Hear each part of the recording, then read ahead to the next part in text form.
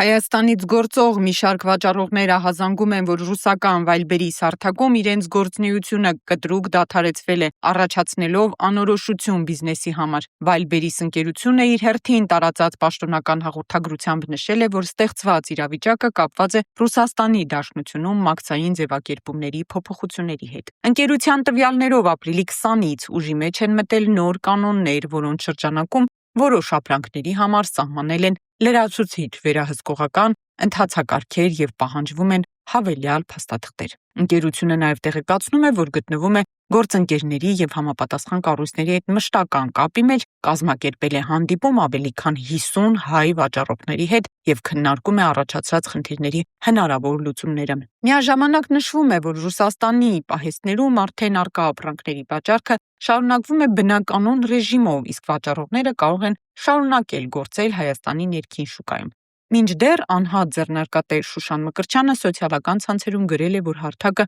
անժամկետ դադարեցրել է Հայաստանից վաճառքներ առանց հստակ բացատրության։ Նրա խոսքով բազմաթիվ վաճառողներ հայտնվել են բարդ իրավիճակում, քանի որ Wildberries-ը կարևոր հարթակ էր հատկապես փոքր բիզնեսի համար, արտասանման եւ վաճառքների ընդլայնման տեսանկյունից։ Մկրտչյանը նաև նշել է, որ նման պայմաններում փոքր բիզնեսը պետական աջակցության կարիք ունի, ընդգծելով, որ միայն վաճառքի, այլև բիզնեսի զարգացման կարևոր գործիքներ են դրանք, ստեղծված իրավիճակը շարունակում է զարգանալ եւ պարզ չէ, թե երբ եւ ինչ ձևաչափով կվերականգնվեն վաճառքները Հայաստանից դեպի ռուսական հարթակներ։ Իսկ մինչ այդ Հայաստանի Հանրապետության էկոնոմիկայի նախարար Գևորգ Պապոյանը լրագրողներին պատասխան այս հարցին նշել է, որ առաջարկում է բոլոր հարցերին սառնասրտությամբ վերաբերվել։ Առաջարկում եմ սառնասիրտ մոտենալ բոլոր հարցերին, իմ փորձը ցույց է տալիս, որ չկա